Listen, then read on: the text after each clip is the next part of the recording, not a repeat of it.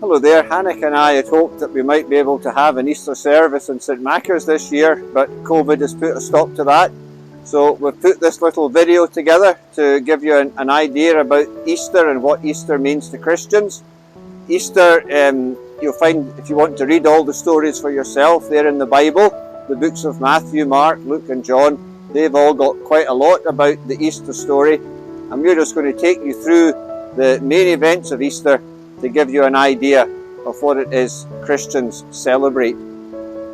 Well, Jesus had chosen to go to Jerusalem, and he wanted to have a final meal with his disciples before he was arrested, because he knew that he was going to be arrested.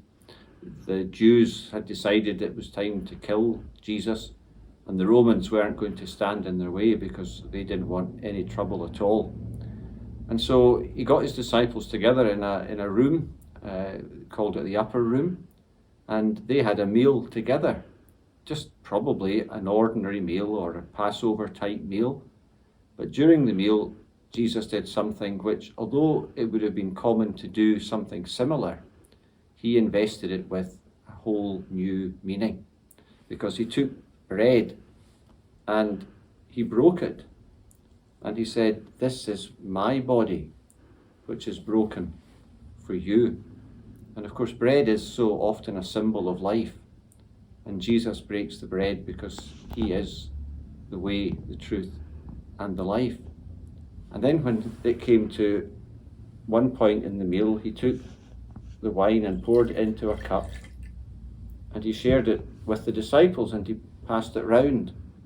And he said, "This cup is the new covenant sealed in my blood." Jesus knew that he was going to die, and so he shared this last meal with his disciples. And one thing which every church in Christendom shares to a greater extent than we maybe realise is what we call communion. People break bread and share wine.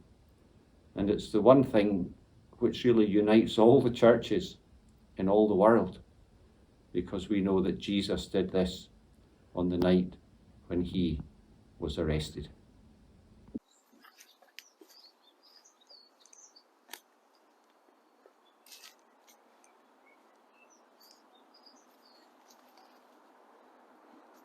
When Jesus and his friends have finished their supper, they go out for a stroll in the garden, the Mount of Olives.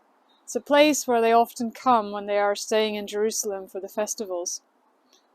Jesus knows what's going to happen and he is much disturbed. He knows he's going to be arrested and flogged and then killed. So he asks his friends to pray for him while he goes away by himself to pray to God the Father. He's really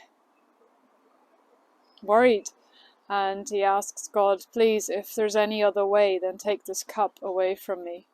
But not my will, but yours be done." Each time he finds the disciples have fallen asleep, and then he says, "Come on, it's time, the hour has come." While they're still in the garden, Judas, one of the 12, who has decided to betray Jesus, arrives with some soldiers and some religious leaders from the temple. Jesus is betrayed by a kiss and gets arrested and led away. The disciples, who once thought they were going to fight for him, they are so frightened that they scatter and flee. Jesus is led away and taken first to the Jewish court of the Sanhedrin. He's quizzed and accused of blasphemy. That means claiming that he's God, that he's God's son. The Jewish authorities don't have the power to execute Jesus, so they then take him to Pilate, the Roman governor who's in charge in Jerusalem and over this area. He doesn't really want to know. He quizzes Jesus and considers him innocent of the charges. Jesus wasn't going to lead a violent revolt, even though he did claim to be king. His kingdom was of a different type.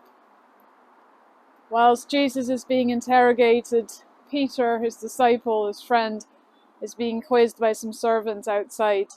And 3 times Peter denies that he is with Jesus, that he knows him. And as he's done that, a cockerel crows, which reminds Peter that Jesus had said to him, "You won't lay down your life for me, Peter. You will deny that you even know me." Still, Jesus goes ahead, and Jesus is eventually executed. He's led away to be crucified. And all along, he carries on for his disciples and his friends. In fact, for the whole world, because that's why he said he'd come.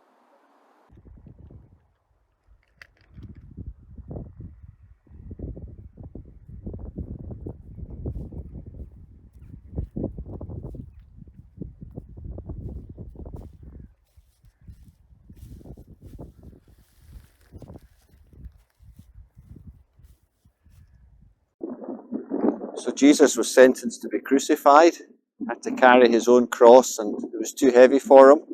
A man called Simon was made to carry it for him. And they came to a place called Golgotha, which was a hill just outside the city, and we were just outside the village, at the top of Clevens Road. And Jesus was crucified. He was nailed to the cross. The cross was lifted up, and he was left there to die. The Romans were gambling for the clothes he had, and his disciples were heartbroken. It seemed as if the whole of Jesus' life's work had come to an end, and that was going to be it. When Jesus had died on the cross, his disciples asked if they could take the body down and bury it. It was getting dark, and it was nearly the Sabbath, the evening of a special day for the Jews. They wouldn't do any work, so they couldn't leave the body until the next day. They got permission to remove the body, and the disciples together took Jesus' body to a grave that somebody made available. Now, in that area, the graves were sometimes in caves, and this is where Jesus' body was laid. And then a big stone was rolled in front. The women only had time to just hastily wrap some fabric around Jesus' body, and they didn't have time to fully prepare it as they would normally do. The stone was rolled in front of the opening of the cave, and we learn from some of the Gospels that the Jewish leaders were so worried that the disciples would come and steal Jesus' body that they had some soldiers installed to look after the grave to prevent that kind of story going round.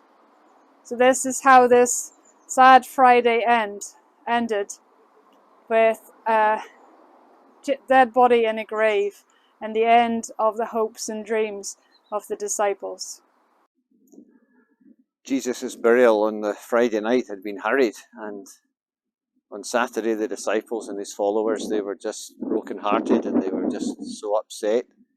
And on the Sunday morning, some of the women decided that they were going to go and anoint Jesus' body. They hadn't had time to prepare the body for burial, and they wanted to give him a proper burial. And they set off very early in the morning, and when they got to the tomb, they wondered how they were actually going to get into the tomb, because they didn't have any tools with them. And when they got to the tomb, they found that the stone which had been rolled over the tomb had gone, and it was open. And they were broken-hearted, not because they thought that Jesus had risen from the dead. They thought that someone had stolen his body. And Mary had met somebody who she thought was the gardener, and she didn't believe, in fact, that it was Jesus. That was the first time anyone had seen him after the resurrection. The women had set out. All they wanted to do was to anoint Jesus' body with the herbs and the spices so that the body wouldn't decay and smell. And when they arrived, they discovered that Jesus was alive. That's the hope which has created the church. That's the hope which has given people hope for generations, that Jesus is alive. He didn't just appear to people on that Sunday. He appeared to people over the course of 40 days. And many people saw Jesus after he had died. And that's why we get so excited about Easter. That's why we celebrate Easter. Not because Jesus died, although he died for our sins, but because Jesus rose and Jesus is alive. Well, Hanneke, we've told the story of Easter. What to you is the most significant thing in the story? Yeah, we tell this story so many times every Easter in church and in schools like today. But for me, in a way, this story is always fresh, because every year I come at it with different questions and with different circumstances. Actually, this year I found, with the whole kind of war in Ukraine and looking at how, for example, their President Zelensky has been so brave in staying in Kiev and encouraging and rallying the troops. I know it's a very different kind of leader than what Jesus was, but he's choosing to stay and not, fleeing abroad or making sure he's safe personally. It kind of reminds me of Jesus in that sense, but Jesus really gave his own life for his disciples, and he made sure they got away physically and that they were safe. But contrasting that with, say, Peter, who thought he would be really brave and who would fight and maybe had the bravado that, you or me would have, and when it came to the crunch, he ended up just being too scared and saying he didn't know Jesus. But all the while, Jesus still carried on, and he didn't think, oh well, if everyone's abandoned me, I'm going to quit as well. Jesus went on, and he did it for them, and he did it for us. That, to me, I think this Easter in particular is what's most meaningful to me. And Ken, what about you? What do you find most meaningful in the Easter story? Well, I always find the Easter story is a kind of difficult story, because in a sense so much of it is so negative and it's so sad.